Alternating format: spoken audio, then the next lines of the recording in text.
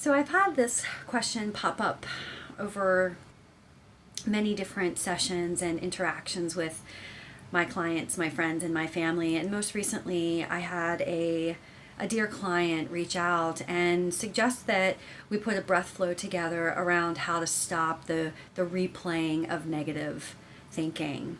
And so I want to talk a little bit about, why that happens and what's actually participating in the mindset and in the body, and how to apply breath work to help you work through those types of thoughts.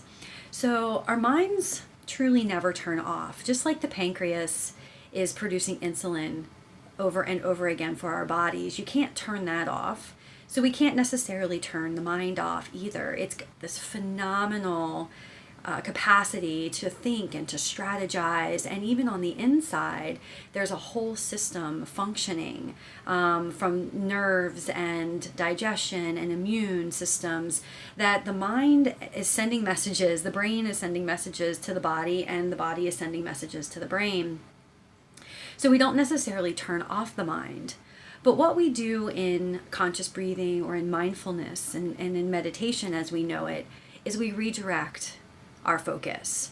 So that's what breath really allows us to do. So when you're in this cycle of replaying these negative thoughts, even the self-destructing thoughts, the I'm not good enough thought, where you get hooked in, and before you know it, minutes, hours, days are passing, and you're completely missing life as it's happening in front of you because you're so locked in to what's happening between your ears.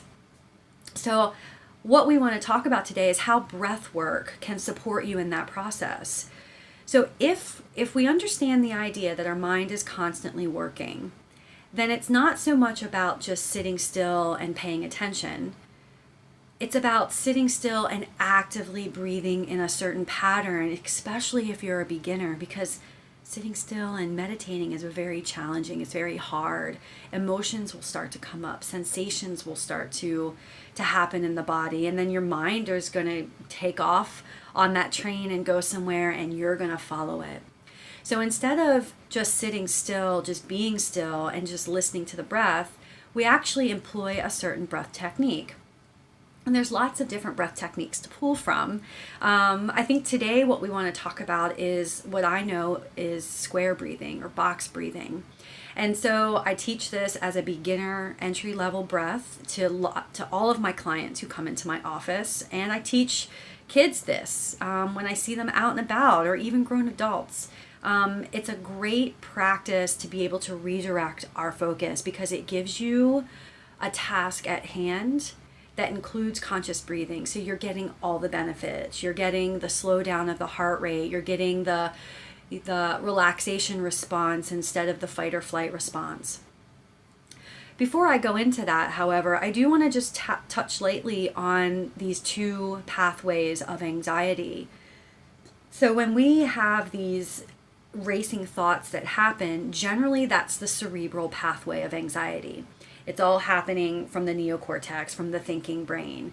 The other part of anxiety that we have is known as the amygdala pathway, and that comes from one of the five senses. It doesn't necessarily mean you're thinking of anything. Have you ever gotten into an elevator and you smelled that perfume of your grandma, and maybe she's still living, maybe she has passed on, but all of a sudden you smell her and you get all those experiences and sensations and memories about spending time with her. So that's how the amygdala works. It's like we smell something, we hear something, we see something, and all of a sudden that memory that's attached to that sight, that smell, that taste, or something that we heard is pulled out of the file cabinet, and the file cabinet is kind of located in that amygdala, which is a part of our brain. And so it could happen on a kind of a negative basis too, where something really bad happened to you as a child, or something that was traumatizing, and you relate that particular experience to something that's yellow, a yellow car, a yellow ball, whatever. And when you happen to see this particular yellow car, all of a sudden you have the sensation of fear and exposure and vulnerability, except you don't know why. So that's the amygdala pathway. And breath work is a huge, huge responder in that type of anxiety, because you can't think your way through something that's not being thought, but you can breathe your way through something that you're feeling. So the breath works in both of those types of pathways. So we're speaking more today about the cerebral pathway of anxiety, where your mind just kind of hooks onto that wheel and just spins and spins, and we create stories that never happen. You know, the facts aren't there. Nothing's really standing in truth. It's all kind of made up foibles, if you will, that create this fear response. It creates the fight or flight, which is the messaging in the body. The body's sending a message to the brain that we're not okay, and then the brain kicks off all of the hormones, adrenaline, cortisol, etc. So, with that being said, what's the best way to stop replaying the negative thoughts that are in our mind? Breathing, conscious breathing. So what we're going to do is the box breathing. It is introductory, it is beginner status, and yet those of us who are advanced practitioners, I use it all the time. I use it in the doctor's office. I use it when I'm waiting to speak to a room full of people. I use it when I can't get my mind to calm into the space of positive thinking. So what I'm doing is I'm literally redirecting the paying attention of the thoughts to the paying attention of the breath. So here's how we do it. It's literally 4 to 5 counts. You find what works for you. I'm going to use 5 counts. And we literally breathe in a square. For those of you with children, this is amazing because you can activate a visual cue around it. They actually are building a square as they breathe. So we're going to inhale, hold, exhale, hold. And that's literally all the breath is. And you can practice this as a formal meditation as well, a formal active meditation. You know, 10, 20 minutes of this a day is really powerful because you're giving yourself a way to pay attention to the body, to the breath, and you're learning about who you are and the minutia of what your body feels like when it's in any type of emotion. So we're going to do this for about, I don't know, let's say 2 to 3 minutes. So finding a position that's as integrity, we would call it. So posture is upright, back is straight, spine is straight. You can do this sitting, standing, lying down. You can even do it driving. Stop at the stoplight. You can take a couple rounds of these breaths.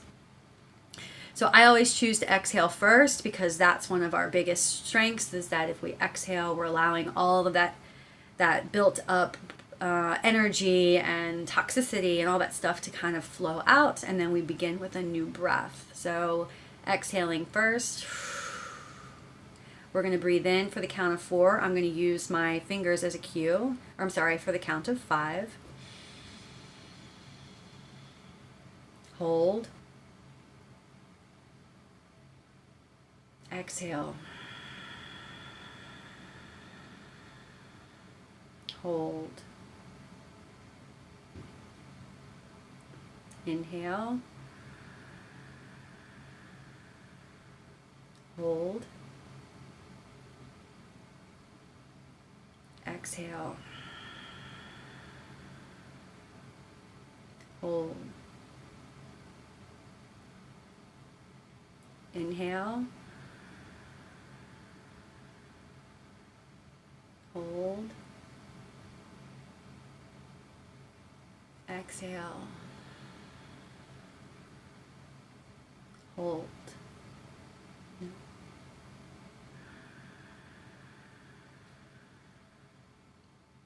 Relax the body when you're holding.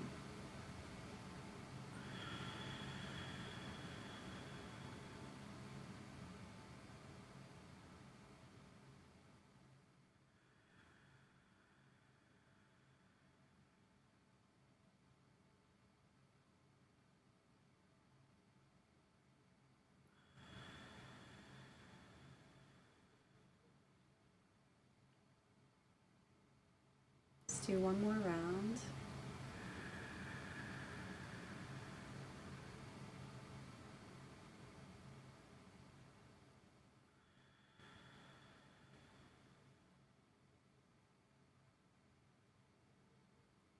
Fabulous.